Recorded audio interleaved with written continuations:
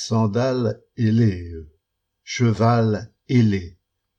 Je visitais cette nuit une exposition de sculptures dans une sorte de site archéologique désertique. Je me suis réveillé au moment où j'allais revenir sur mes pas et comparer l'œuvre au milieu de laquelle je me trouvais avec une autre sculpture remarquable et dont je ne me souviens plus. Mais je me souviens de celle qui m'entourait. Je regardais un pilier de granit gris, rude, ensoleillé, dans lequel se trouvait pris un chapeau de bronze dont je voyais les grelots, les rondes clochettes. En face du pilier, je crois qu'il y avait un cheval de bronze. Au réveil, j'ai compris que ce chapeau était le pétasse d'Hermès et le cheval, Pégase.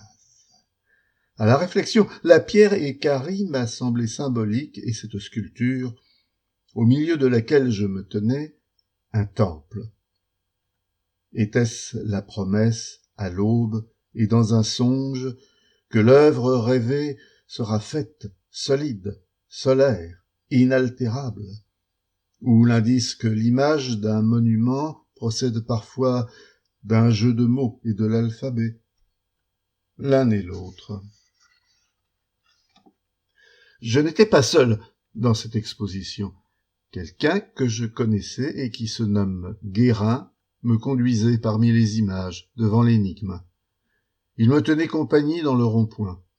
Je lui parlais.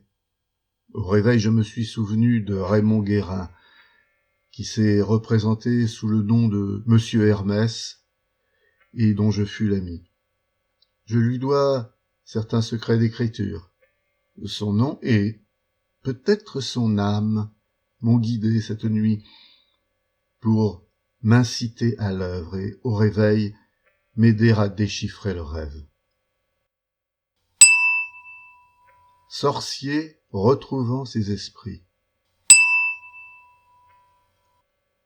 Le dieu de la pluie inca, sauf erreur, s'appelait Tlaloc, et la musique à faire pleuvoir imitait le bruit de ruisseaux et de gouttes. Je n'y vois goutte, dit-on encore parfois, comme s'il s'agissait d'une goutte de lumière et d'une perle dans la nuit. Mais il faudrait dire « je ne bois goutte », comme on dirait « je ne mange mie, je ne couds point, je ne marche pas ». La candide chandelle. Chandelle est le mot pâle comme un bonnet de nuit, mais bougie contient par le « i » l'image de la bougie qui brûle. Quelle distance entre poudre, poussière, pulvérulent. Ces mots viennent de pulvis, pulveris. Poudre ne se confond plus avec poussière. Poussière vient de l'ancien français pousse. Ce mot ne pouvait pas vivre. Mais poussière va rejoindre lumière. Poussiéreux rejoint terreux. On voit la meule réduire quelque chose en poussière, moudre.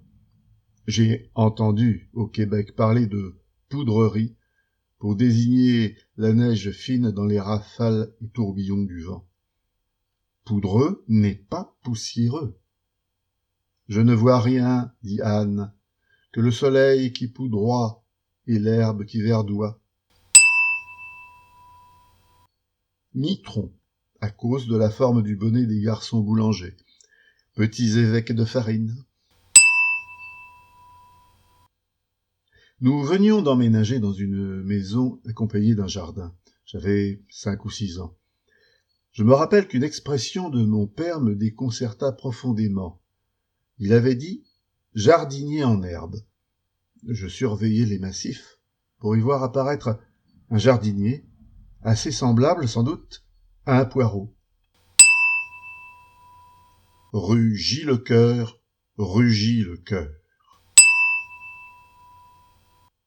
Ogre, la bouche énorme ouverte sur la gorge, d'où sort un grondement affamé et furieux de bête fauve, un rauque rugissement caverneux. Gog et Magog sont des ogres, comme Og, roi de Séon, mot tout proche de hungry, furieuse faim. Bruit d'horreur, bâillement horrible.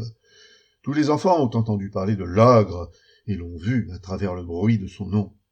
Et qui dit ogre, un instant le devient. D'où vient ce mot? D'Orcus, divinité infernale, de Hongrie ou de Hongre, tatar, un dévorant les enfants. La femme de l'ogre est l'ogresse. Cette bougresse, on la voit faire la cuisine et graisser la poêle, tandis que l'ogre mange tout cru les petits enfants. Ogre pour rire, le père Lustucru. Non loin de l'ogre, le dragon.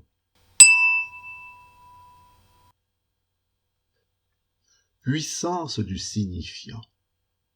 L'ophtalmologiste, qui me prescrivait mes premières lunettes, le fit avec beaucoup de ménagement. Ma belle maturité, etc. Il savait que ces premières lunettes me signifiaient tout simplement le congé de jeunesse. Je n'en avais pas conscience. Annick avait préparé un petit salé aux lentilles. Je ne puis en avaler une bouchée.